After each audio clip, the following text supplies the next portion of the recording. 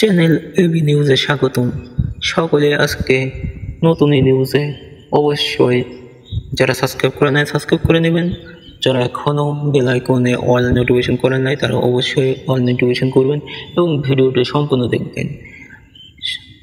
স্বৈরাচার শেখ হাসিনাকে ফাঁসির রায় দণ্ডনীয়ভাবে দিয়েছে আদালত।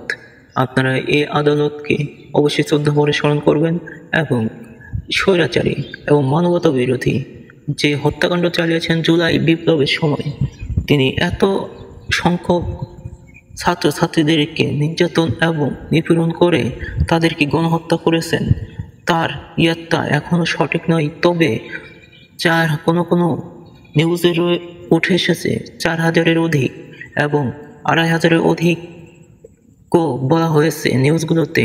অবশ্যই তিনি এতই পরিমাণে গণহত্যা চালিয়েছেন যা বিশ্বের ভিতর নজির কারা ঘটনা ঘটেছে। তার এই ঘটনাকে ধিক্কার জানিয়ে এবং বাংলার জনতা, শুধু বাংলার জনতা নয়, যারা মানব কল্যাণ করেন, মানবতার ফেরিওয়ালা, তারা অবশ্যই এই মানবতা বিরোধী কাজকে জঘন্যতম আখ্যা দিয়ে অবশ্যই সকলেই শেখ হাসিনার ফাঁসি দাবি আশা করবেন। কারণ সবাই মানবতা পক্ষে, মানবতার প্রতীক যারা রয়েছেন তারা অবশ্যই এই মানবতা বিরোধীকে তাদের দেশে, তাদের জায়গায় স্থান দেবেন না। যদি স্থান দিয়ে থাকেন তাহলে অবশ্যই আপনি মানবতা বিরোধী কাজ করেছেন। মানবতা বিরোধী শত্রুকে, দেশের শত্রুকে এবং জনগণের বিপদগ্রামী প্রতীককে আশ্রয় দিয়ে আপনিও দণ্ডনীয় অপরাধ করেছেন। অবশ্যই দেশের কাছে পৌঁছে দিবেন এই আবদার রইল ভারতীয় সরকারের কাছে। ভারতীয় সরকার দেশদ্রোহীকে যদি আগলে রাখেন তাহলে আপনিও দেশদ্রোহীর কাজে অবশ্য অবস্থান নিয়েছেন, সেটা পরিষ্কারভাবে ফুটে উঠেছে। আপনি যদি দেশের জন্য এবং জনগণের কল্যাণ চান তাহলে অবশ্যই দেশের শত্রুকে, মানবতা বিরোধীকে, অবশ্যই হত্যাকারীকে তার নিজ দেশে ফিরিয়ে দেবেন। কারণ তার সাজা প্রাপ্য, যে সাজা তার গ্রহণযোগ্য, অবশ্যই সে সাজা পেতেই হবে। এত মানুষের রক্তের বিনিময়ে এদের স্বাধীন হয়েছে।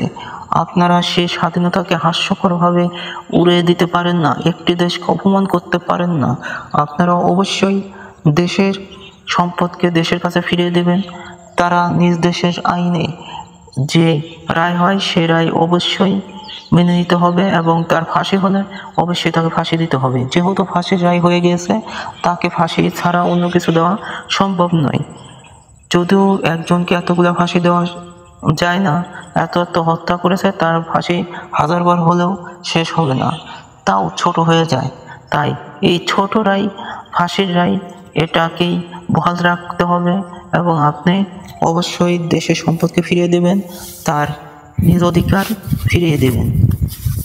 স্বৈরাচারকে আপনার কাছে রাখবেন না এবং মানবতা বিরোধীর সাথে সংযুক্ত হবেন না। এই আবদার আপনাদের কাছে। অবশ্যই চ্যানেলের এবি নিউজের নিউজটি যদি পছন্দ হয় তবে সকলে শেয়ার করে দেবেন আপনাদের বন্ধুদের কাছে, এবং যেন শেয়ারটি এবং ভিউটি যেন বেশি হয় এবং দেশ বিদেশে যেন এই নিউজটি প্রচার হয় সেদিকে লক্ষ্য রেখে আপনারা থাকবেন। আজকের মতো বিদায় নিতেছি। অবশ্যই আগামী ভিডিওতে আরও নতুন কিছু নিয়ে আসবো। সে পর্যন্ত ভালো থাকুন, সুস্থ থাকুন। আল্লাহ হাফেজ।